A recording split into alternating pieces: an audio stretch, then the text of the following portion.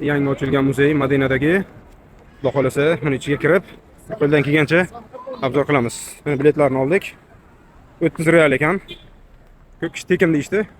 Lekin menimcha tekin emas. Kassasi pastroqda 30 realga oldim.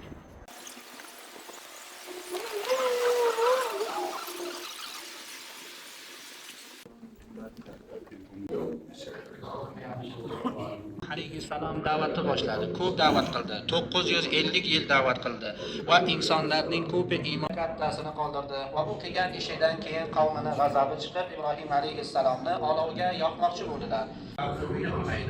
Musa alayhissalom ulg'aygandan keyin payg'ambar bo'ldi va eng birinchi payg'ambar Alloh taolo bilan gaplashgan vositasi bu Musa. Kema kelib bitta tog'ning tepasiga to'xtab qoladi. Judi deb nomlangan tog' edi. المؤمنين على جبل الجودي بسلام وحلت البركات على insonlar payg'ambarimiz sollallohu alayhi vasallamning oldiga borishadi.